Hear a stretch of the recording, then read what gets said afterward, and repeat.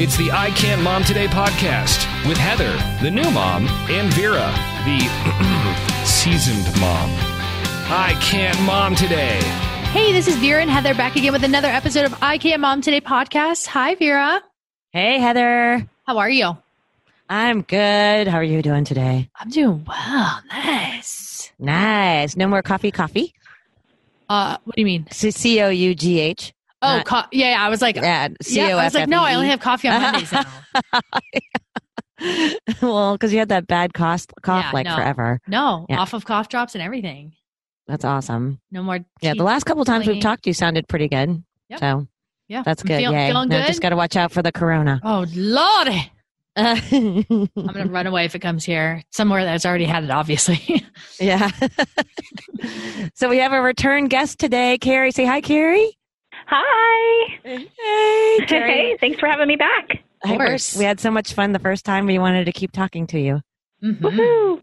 Woohoo. But last time we spoke with Carrie about, her knowledge in the field of infants and toddlers and brain development and all that stuff. If you missed that one, It's right before this one. Yeah. Just go listen to the last one. Yeah. Also, too, Carrie had a home daycare where she actually took care of my son for a little while, off and on, just because I had a weird schedule, and several other people's children. But it enabled her to stay home with her two little girls when they were little. So I thought it would be fun to talk to you in case there are moms who are thinking about starting a home daycare, or maybe have a home daycare now, or their child goes to a home daycare. I thought it was a relatable topic to hear your thoughts on if someone's looking to start a home daycare, what they should be aware of, and maybe some fun stories that you can share with us. Just to preface this is that, I think not a lot of moms, but some moms that always envision being a stay-at-home mom, they're like, but they need that extra income. They're like, oh, I'll just open a daycare. And it's not quite as simple as that. So take it away. Yeah, it's definitely not. And it's funny because I talked about this on the last podcast. I was a preschool teacher, and when I met my husband, he was like, "Where do you see yourself in 10 years?" I'm like, "I'm a mom. I'm a wife and a mom. I don't know what else to tell you." I mean, I knew I liked working, but I just knew I wanted to be a mom. I always wanted to stay home with my kids. That for us was not financially possible unless, without me opening the home daycare. But because I was teaching preschool, and then I had just started about a year before we had our daughter, I started working as a social worker in child welfare, and I was going into people's homes, and I kind of saw the worst of the worst, right? And so here I was about to bring my baby into the world, and I was like, oh my gosh, I don't want to, why am I going to work with other people's kids and drop my child off somewhere? Not that there's anything wrong with that, but I just felt like, I felt like I was so called to be home with my daughter, but we couldn't afford for me to just quit my job. So I did. I had a friend actually who opened a home daycare about a year before I did. And so it was nice that I had someone to bounce things off of and sort of to give me the reality, okay, you need to be prepared for this, this, and this as far as getting it started. Yeah. When I started looking into it while I was pregnant, and then when I went on maternity leave, I was pretty much set up. I mean, in Florida at the time, I don't know if it's still like this, but we just had to be, registered. They call it registered. You can also be a licensed home daycare, but I just was interested in being registered just enough to be able to do it. Yeah. So I had to take I think maybe like 30 hours. I had to go through a whole thing to get registered and background checks and things like that. And so I started sort of, I don't want to say soliciting, but I sort of, got out there. I became connected. There was a home daycare network in the town we live in, and I became connected there and got all kinds of tips and ideas from women who had home daycares for years, things to think about, have a contract, things that shouldn't be negotiable. And I kind of I have the personality where I don't like the firm, like, okay, if you're late or, if you're late picking up, it's going to be this $1 a minute. Or whatever. Yeah. But, the advice to me was, listen, you end up people people like you and you like people, but you do, there are people who will take advantage of that, not meaning to, but they will. Yeah. So there were things like that were really useful. I had to step out of my comfort zone though, because there were times where, I had to kind of say something to people if they were late. But anyways, I'm kind of going on here. Yeah, that's okay. Like I'm rambling. Sorry. So bottom line, I was able to open my home daycare when my daughter was, I think she was 16 weeks old.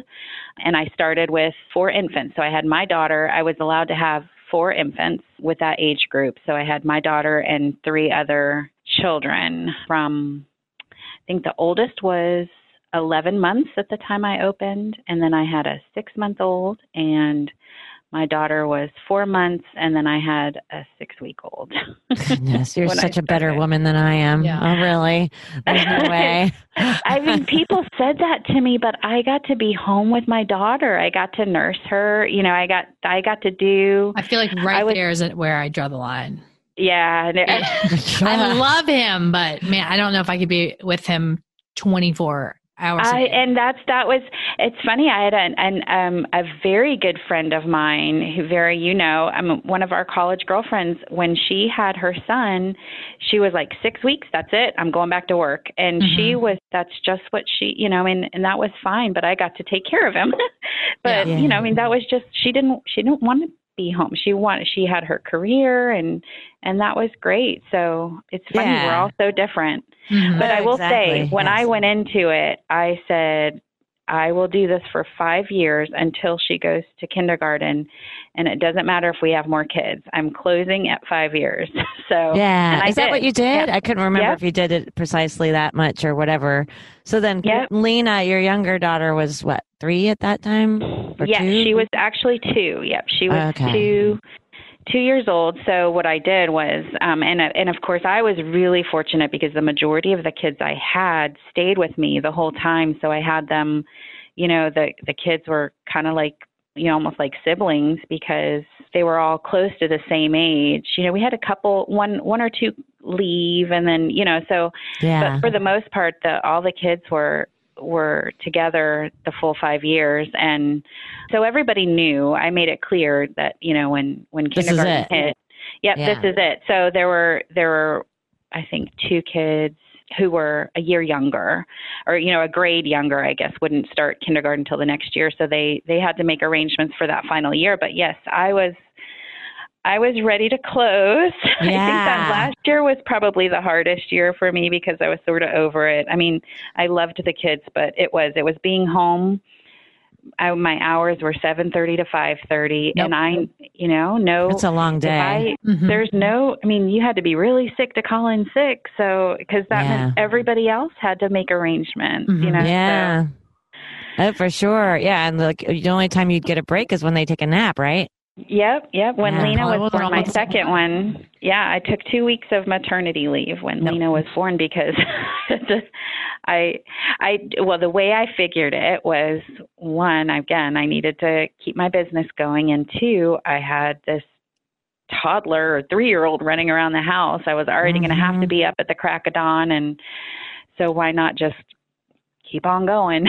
But like that postpartum time, I don't think. Like men, I just don't think would ever fathom that it takes you 10 to 15 minutes just to pee. Oh, because you have all this stuff going on down there. And I know. If you have a C-section, but still there's. Well, then you have the muscles in your stomach. Yeah. But all the stuff going on down there. I was so mad after I had Luke that nobody warned me about that. Yeah. I was like trauma central. Yes. It freaking hurts. And then you have to worry about it getting infected and diapers. It was awful. Yeah. Adult diapers are my friend. Oh my God. Oh my gosh. Yeah, let's relive that. Yeah, I don't want to doing that with a 2-year-old, and breastfeeding, brand new baby, having to deal with all that, and other people's kids. Yeah. Well, and I think it actually ended actually worked out well because Kyla had people to play with, right? So that's so true. when I had Lena, I needed to nurse her. I'd say, okay, you guys, at that point, the majority of them were 3. Kyla was 3.5, so I had a 4-year-old. Kyla was 3, and then I think there were 1 or 2 other ones that were 3. I don't know. At that point, I could have 6 kids, so I had 6. Lena was 6, number 6. Okay. And so, yeah, they would keep each other busy when I absolutely had to. But there were times I was walking around nursing. I mean, it was, shoot, it was, what I would do. you know, you just, when you're happy you're home, you're the only adult in the house because it's not pretty. Well, I think unless you make it a big deal, like trying, don't look at me or whatever, I think kids don't even realize. Oh, they don't even pay attention. Know. Yeah. No. Well, and it's really funny because the kids, of course, we had plenty of baby dolls and all kinds of, you know, imaginary play things. And, you know, I'd be nursing, then the girls would have their baby dolls and they'd be sitting next to me nursing their baby dolls. And so they did a lot of imitation. It was funny. Yeah. That's cute. Yeah. Well, I was thinking too, like Kyla, your older daughter, she's always like, well, she wanted to emulate you, I think, a lot anyway. And we always joked around that Kyla was mini you. And I wonder if, you know, people talk about birth order and everything. And obviously she's older than Lena, but in a weird way, she's like big sister to like 3 or 4 other kids too. Oh, yeah. You know, until she was 5. So I wonder if that affected her personality some and like the way that she tends to, you know, interact with groups of other kids and all that kind of stuff. Yeah, maybe. She was definitely quite the little mommy to a point where people be like, okay, that's enough. Right? You're 4. Oh, my God. I know, yeah. Stop well, it. she certainly mothered Luke. I mean, she did. That was, and you know, she saw me as a caregiver all day. And then, of course, she had her little baby sister who she wanted to mother. And then, you know, then she was the boss of everyone. So it didn't even matter if they were older. Yeah. She was the boss. So, but I think she was probably my most challenging because she, like, you know, we've talked about before where, you know, your kids are going to kind of give you the hardest time over anyone else. And so Kyla, you know, if it was nap time, it would be everybody else would lay down on their mat and she would just give me quite the fit. But oh boy, that was because I was the safe one. Yeah. Well, and everybody else, they loved their routine and she would just see what she could get away with. And yep. There's a little manipulator. There's a lot of really great material out there, but there's an organization that I connected with a while back, and they've grown substantially since I got to know them, but it's based in Montana and Colorado, and it's called My Village. It's myvillage.com, and they are like a program for people that are going to have daycares out of their homes. And so they have a few different curriculums that they will supply you with. And I believe that there's even like a substitute like system within their programs. And they have different times where, because when when I was trying to find daycare for Baker, especially in our new area, I was looking on there, but some of them it's like 9 to like 3. And I'm like, oh, that doesn't work for me. But it's a really great system. And I think it's like Harvard backed or based or something. It's really interesting. So if you get a chance, go to myvillage.com, but they help you set you up for legal requirements in the States as well. Oh, that's good. Yeah. Cause every state's different. Yeah. That's very cool. Yeah. And it's important to really understand those requirements and things, but I know that's one of the things I did because again, I was child development and preschool teacher.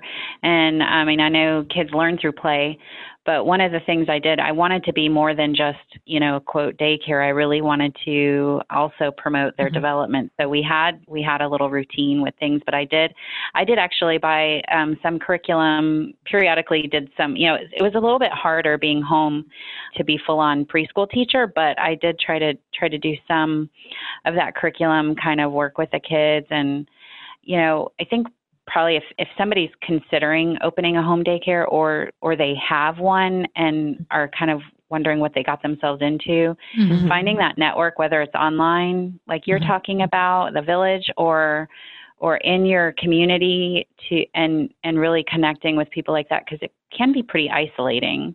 I can imagine. Because getting those right. Yeah. But getting those ideas and that support and it's Well, it's important. Prevalence of social media now and, right. just networking, it's just so vast. Well, I wanted to ask Carrie real quick, and I don't know if you'll be comfortable telling us, but did you ever just have like a kid that you're like, I can't take care of this kid? Yes. Can you tell the story? Lucas. Yeah, sure. We won't name any names. We won't. Yeah, I actually had two kids, and they were very different circumstances.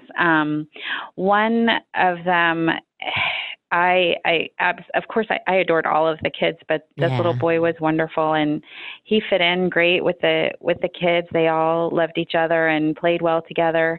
But the parents were really, really hard to deal with. Mm-hmm. I felt like they felt like I was kind of the quote help, and